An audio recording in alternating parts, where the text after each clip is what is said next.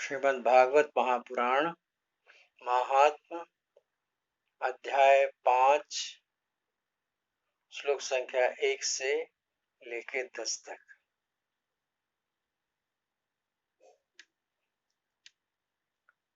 श्रुत्वाच पितर्युपरते तेन जननी ताडिता वृषम् क्व वित्तं तिष्ठति ब्रूहि अनिश्चेलतया न चेत् इति तद्वाक्यसन्त्रासान् जनन्या पुत्रदुःखदः कूपे पातः कृतो रात्रौ तेन सा निधनं गता। गोकर्णस्तीर्थयात्रार्थं निर्गतो योगसंस्थितः न दुःखं न सुखं तस्य न वैरी नापि बान्धवः। धुन्धुकारी गृहे तिष्ठत् पञ्च पर्णवधूव्रतः अत्युग्रः कर्मकर्ता च तत्पोषणविमूढधीः एकता कुकुलटास्तास्तु भूषणान्यभिलिप्सवः तदर्थनिर्गतो गेहात् कामान्धो मृत्युमस्मरन्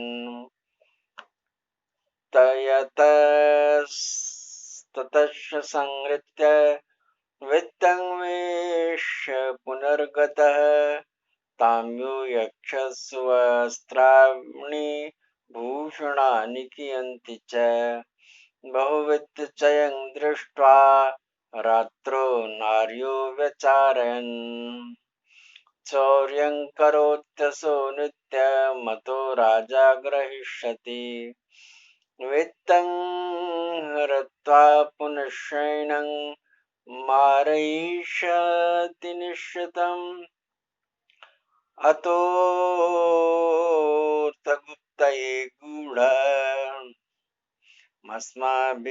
किं न हन्यते निहत्यैनं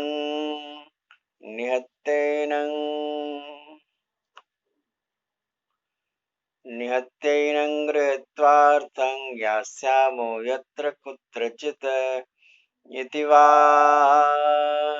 निश्चयं कृत्वा सुप्तं संवद्य रश्मिभिः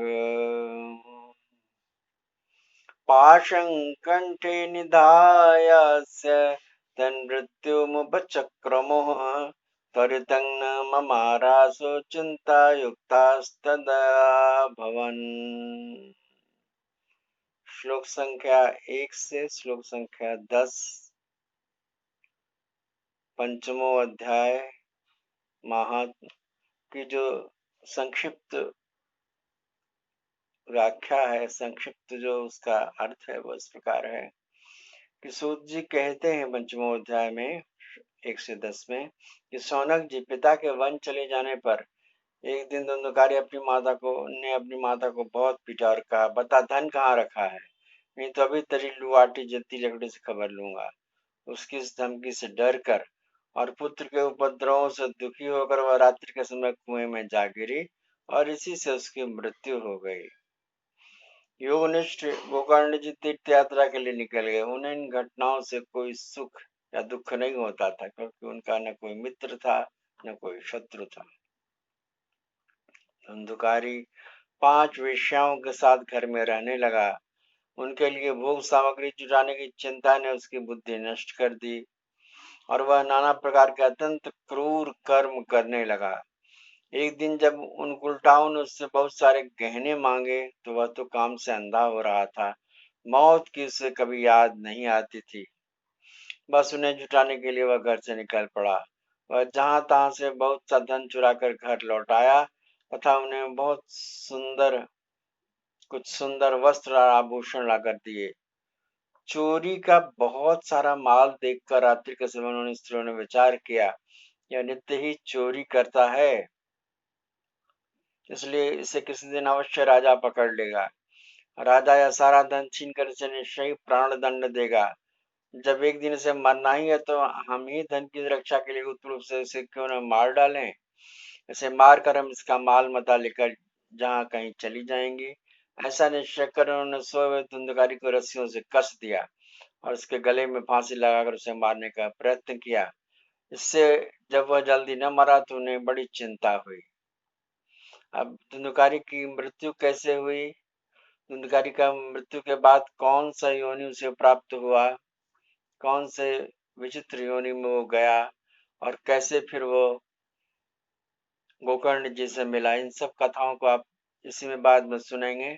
तो नियमित रूप से ये कथा श्रवण किया करिए, जो संक्षिप्त भागवत कथा है। इससे आपका बड़ा आनंद आएगा जीवन में, और जीवन जीने का सार समझ में आएगा। इसके अलावे आपके जीवन में अपूर्व धन और वैभव की समृद्धि बढ़ेगी, और इस लोक में तो धन और संपत्ति और सुख और शांति मिलेगी ही, अगले जन्म में दूसरे लोक में उत्तम लोकों की प्राप्ति होगी। इतना सुंदर संयोग है, तो फिर क्यों ना इसे सुना जाए। इसे नियमित रूप से संक्षिप्त भागवत कथा को सुनिए। यदि आपने कविंद्र मिश्रा का ये चैनल यानी मेरा ये चैनल सब्सक्राइब नहीं किया है तो कृपा करके सब्सक्राइब कर दीजिए, और यदि शेयर भी कर दीजिए इसे, और बेल आइकन दबाना ना भूलिएगा, और इसे नियमित रूप से सुना करिए। यह आपके जीवन में बड़ा आनंद का क्षण लाएगा, बहुत अद्भुत वैभव और समृद्धि भी लाएगा। आइए संक्षिप्त भगवान नाम संकीर्तन कर लें। ओम नमो भगवते वासुदेवाय। ओम नमो भगवते वासुदेवाय। ओम नमो भगवते वासुदेवाय।